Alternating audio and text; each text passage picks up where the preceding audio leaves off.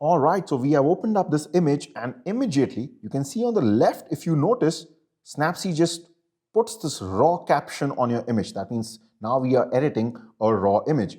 When you open a JPEG image on Snapseed, you actually don't get this interface. What you get is something like this. If I were to press the cross or the cancel icon on the left below, it would have started off with something like this, and then you can manually click on tools and you can actually select the different tools that you get here to start editing your shot. But in this case, you can actually see that the first panel or the first setting that we get is called raw develop. That's because we've opened a raw image. Otherwise, this wouldn't have been there. The first setting would have been tune image, okay? And in my course, in my Snapseed course, I actually walk you through each of these settings, okay? Now here, since we have this raw develop tool, we're again going to click on it and it'll take us back to what we saw before, because this particular tool, which is specifically meant for raw images, has a lot of options, okay? So let's quickly see what some of these options are. So first of all, on the bottommost bar, you can see that there's this settings icon. If I click on this, you can see that we have a lot of settings here that we will be ultimately using. But before we use this, I actually want to use, so if I just click anywhere, it'll close that. I actually want to use the white balance setting. That usually is one of the first things I always change in a portrait, so that if I nail the white balance, I know that I am looking at the correct colors in the photograph, okay? So if I click on white balance, now here, to be frank, the white balance already seems okay, right? But you can see the similar options that you get when you're shooting from your camera also. Sunny, cloudy, shade, and you can kind of go through them. So you have as shot, but if I click on sunny, you can see it messes up the color balance, okay? Usually, in most cases, if there was no funny lighting happening when you were actually shooting this portrait, most of the times, just clicking on the second option, which is auto white balance, will just correct the white balance. You can see if I click on as shot, it was slightly like this, and here you can see that there is a slight change. But there is also a technical way of finding out what the correct color balance is, and that is by using this option on the right called the color picker, okay? If I click on this, what you'll see is that this little magnifying kind of glass comes in with a pointer inside it, okay? So what this is, Snapseed is basically asking you, put this pointer on some part of the image which is neutral gray. Neutral gray is 50% gray, which is like between black and white, absolutely neutral. Because if you are able to find that point, which was actually supposed to be neutral gray or close to neutral gray, okay, what you're telling Snapseed is that, listen, Snapseed, in the original image, this part was supposed to be neutral gray. So therefore, you adjust the whole white balance of the image as if you're thinking that this is supposed to be neutral gray. So basically, you are giving a reference point to Snapseed.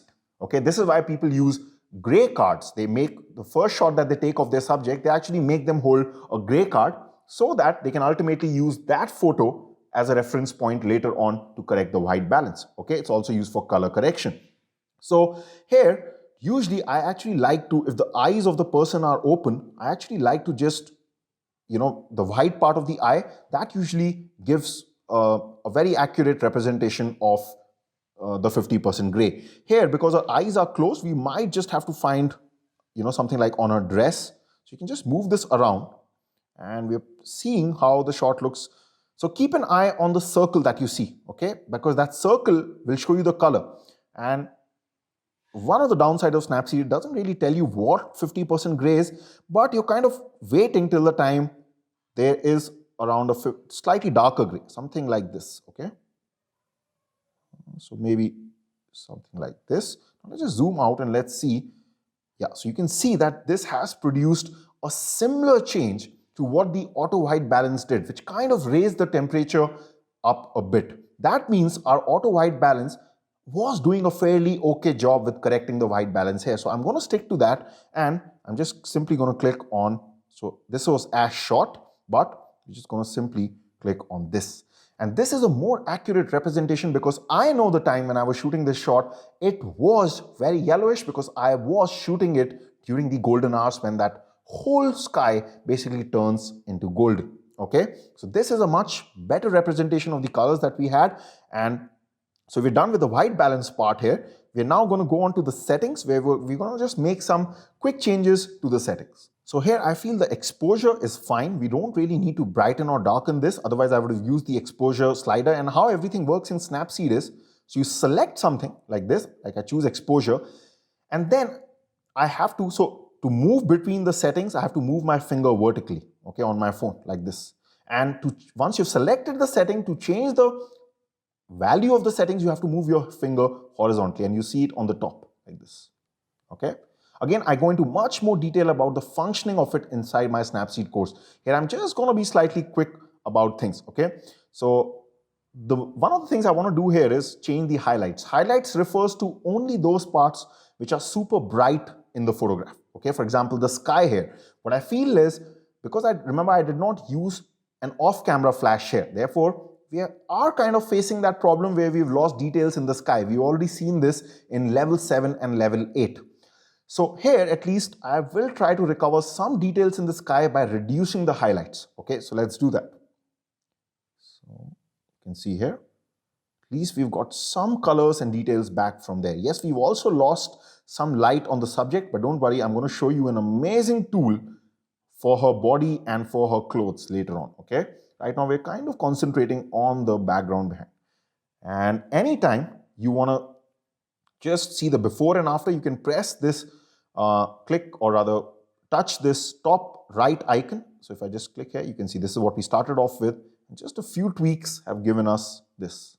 Okay, you can see kind of recovered some details in the and the colors in the background here. Also, let's see shadows. We don't really need to raise right now, because I will show you a much better way of doing it. But shadows refers to basically the dark parts of the subject. We don't really have that. Okay, so see here, maybe a bit, just to kind of get some details inside her dark hair. Okay, just a bit, maybe like this. It's fine. Let's check the before and after. Yeah, already a huge change. Then contrast, yes, I think we can just add a bit of contrast. So contrast means increasing the brightness of the brighter areas and making the darker areas darker. So it kind of just gives a punch to the whole image, but you don't want to really go overboard with it. Okay. Structure refers to sharpening the shot. Okay. Usually I use more of it in landscape photograph. For example, if I were to do this, you can see it won't really look good in a portrait. It does make for dramatic portraits in landscape images, but I don't think is the best choice for portraits. So I'm going to just leave it. Okay. Saturation, yes, we're going to bump up our saturation just a slight. Just that means the overall colors. We're kind of giving them more punch, because there's a better way to do it, because right now when I'm changing saturation, it's actually affecting the whole photograph. Later on, I'll be showing you this tool in some seconds from now, where you can actually control individual parts of this photograph and change the saturation only of those. Okay, so I'm just going to even maybe take it down a bit here. Something like 7 should be fine. Okay. Let's see which other settings do we have. Temperature. Yes, I just feel this has gone slightly warmer, just very slightly. So I can just make it till this part. Let's just check the before and after. Yeah, you can see here. Fantastic. And a lot of these things are subjective, so feel free to kind of make your own changes also. Photography is classified as an art, remember? So always use your own mind, use your own taste for things. There's nothing wrong with that.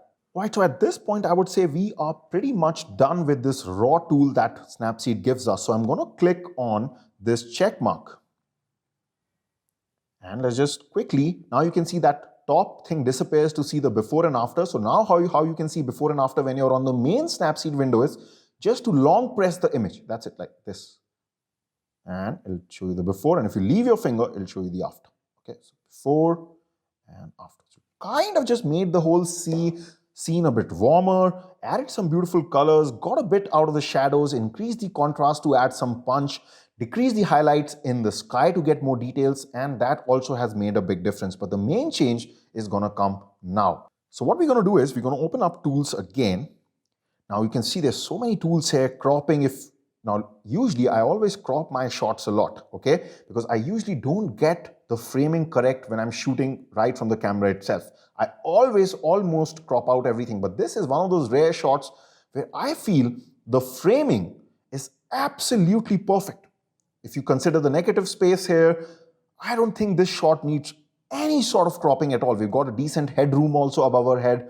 So I think that's absolutely fine. This is one of those rare shots. Otherwise, I would have used this crop tool. And like I keep mentioning again and again, I'm slightly being quick about it because in my Snapseed course, I go through each of these settings one by one using different images, okay? And there also you get work along images. But here, what I am going to show you is one tool which is absolutely a game changer, which I feel makes Snapseed, even at some level, stronger than the free mobile applications of Lightroom and Photoshop. And even this function that I'm going to show you is actually not available in the paid desktop versions of Photoshop and Lightroom. That is absolutely pleasantly shocking. Okay, so this tool is this tool which is 1, 2, 3, 4, 5, 10th here, okay, in number. It's called the selective tool, and you're going to see that this will absolutely blow your mind away, especially its AI, that means the algorithm. Okay, so let's see. I'm going to click on selective here. And now how this tool works is Snapseed calls it the U-point technology. Now you must be wondering, Kush, what is this U-point technology? Let me just show you. In order to understand this in the easiest way, the first thing that we should be editing, just so that you can understand how this tool works, is her dress here, okay? So let's say I tell you, I want to really bring out the colors, the sharpness, the saturation, but only in her dress without affecting any other area here, okay? Now, if you've already done my Photoshop courses, the first thing comes to your mind is something like using a masking technique and all. And you must be wondering, Kush, are we going to do something similar in Snapseed? Not at all. This tool will make it so easy to pinpoint on any specific part of this photo that we want and edit only that. So let me show you how it works. First of all, you see this point, this plus icon below. By default, it's already highlighted, but if you press it, it's gone. But in order to start the process, you have to click on it so that it's highlighted, and then you've got to tell Snapseed what is it, which part of this photo is it that you want to edit. Okay, so for example, right now I want to edit the dress. So what I do is I just place my finger or touch my finger anywhere on the dress like this. Okay, now you see something like B has come up here. Okay, first of all, what exactly is happening here? A point has been placed here, and if I move my finger vertically now, you'll be able to see that this point here gives us 4 options: brightness, contrast, saturation, and structure. Okay, something similar to the settings that we saw before. Also, if you use 2 of your fingers right now, that means like how you zoom in and zoom out on the phone with your thumb and your forefinger. If I do that, just see what you see. Can you see that you see this reddish thing here? This is like an overlay which is telling you, or an area, red area, by which Snapseed is telling you that what is the impact of this point. That means right now it's set to B, right? B stands for brightness, as you can see on top. So if I were to increase the brightness, just see what happens. Can you see that only the brightness on the dress area around the point is changing? Okay, and by that red thing, and you do this again with 2 of fingers, wherever you see the maximum red part, that's where Snapseed is telling you the effect of this editing, either to B's or brightness, contrast, whatever you do is going to get restricted to this. But can you see the amazing power of Snapseed here, that its algorithm is keeping mainly this reddish part to the dress? So how does it work? Well, Snapseed, and they say this on their own website, when you place a point somewhere, Snapseed notices the pixel around in that area and around that area, and then it sees what is similar to that pixel, and it only keeps the impact area restricted to those pixels which are similar in nature to the pixel that you placed the point on. That's why in this case it's mainly keeping it on the dress. So even if I were to move this, let's say I can move this anywhere, like let's say on this part of a dress also, and you can see if I can even expand it. Yes, a bit of it is going to go out, no doubt about it. So we can use 2 of them, that's not a problem. But let's keep it somewhere here, And I think this should be enough, this much of editing. So now I know that yes, almost this whole top part of the dress, I will be able to edit exclusively. Just a bit of it, this editing will spill into the background behind, but that's very transparent type of red that you're seeing. That means the impact won't be too much, okay? So now that we know that yes, mainly her dress is being affected by it, what I can do is, let's say I really want the dress to stand out. So I have 4 options to work with. First is brightness. So let's raise the brightness of the dress a bit. See here. Okay, let's go to this contrast. Let's increase the contrast of the dress just to add punch to the dress. Let's change the saturation. Let's get the blue colors out of the dress more. Beautiful. It's only working on the dress. And structure, yes, we can in this case work because there's a lot of texture on this dress. So the structure will just get that texture out. This, just a bit. You don't want to do too much, okay? All right, so fantastic. Let's look at the before and after by using the icon above. So you can see, just see the change only in the dress. Beautiful. Okay, fantastic. Now, we also want to do something similar to this on her face. Because remember, when we change the highlights to get more details from the sky, we lost a bit of light falling on her face. So what we're going to do is I'm going to click on her face, or press on her face rather. So now you have to do, once you're done with one point, you again have to click on the plus icon, okay, to get the second point. So now I have the second point. I'm going to place it on her face. Just see, first of all, I'm going to reduce. So just like how you zoom out with 2 of your fingers, so get 2 of your fingers close, and that's going to just shorten the impact area. We're only going to keep this impact area on her face, okay? Something like this. And a bit on her neck also. Yeah. Now, I just want to regain that brightness. So it's already set at brightness, remember, the first option. So I can raise the brightness now. And beautiful. See, that only worked on her face. Fantastic. Let's look at the before and after. Wow. So just we regained those highlights that we had lost. Okay. Similarly, I want to do 1 point for her hand here. I'm going to raise the brightness a bit. Okay. Make sure of the impact areas, you lessen the impact area so that it doesn't spread, okay, too much. So we just place it here, and then fantastic. Now that we're done with this, we really want, I can also do one thing, which is just to brighten up her hair. Let's see if the algorithm will be smart enough to only pick out the hair if I place a point somewhere here. Yes, absolutely. Wow. So here, you can just maybe first of all also increase the structure a bit, just to give it more sharpness. Also, brightness, just a bit, just to get more details out of it. Fantastic. Let's look at the before and after. Brilliant. Now, I also want to just get the colors out from the background and the sky. So what I'm going to do is, I'm going to first of all paste the point somewhere here, or I have to just press the plus icon now once. I'll place the point here, and let's see the impact area. Yeah, fantastic. That's what we want. Okay, so we're going to really spread it this time because you can see it's just not affecting our subject at all. Okay, so let's work on this top area. I want to work this time on saturation. So I'm really going to take these colors out. Almost full. Okay, see here. Fantastic. Also on this part, on the left part, because we have this nice bouquet with those red leaves and green leaves behind. And again, I'm going to see the focus area. Fantastic. You can see almost doesn't spill on our subject. Okay, a little bit will happen. It's okay, no problem. But something like this is not even available inside Photoshop. Okay, this. So I'm deliberately just kind of making it a bit louder. Okay, just to make my point. Usually I like to keep my editing more subtle than this. Okay, I don't usually, when it comes to colors, I usually don't go this loud. I'm deliberately doing it right now. Just place one final point here. And let's reduce the impact area a bit, and let's just get the saturation out also. Fantastic. Okay, let's look at the before and after.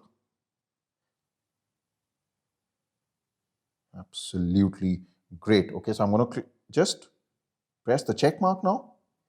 And now what we're going to do is we're actually going to see the before and after right from the start.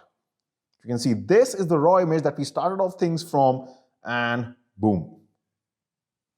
Absolutely massive change to this particular shot. All right, so like I said, I probably wouldn't have gone this loud in reality, but just to make a point I did. And also there are a lot of tools here. Okay, I'm not going to cover it in this course, but like I said, if you are interested, do check out my Snapseed for Beginners course, because there we really take up some advanced edits, including things like replacing skies and landscape images and whatnot, which cannot be directly done, but we find a lot of hacks to do it. Okay, so there are very long edits also in that course, but we start everything from basics. Anyway, right now, I hope that you like this edit before and after, and I'll see you in the next video where we will take our editing skills to the next level in level 10. Bye for now.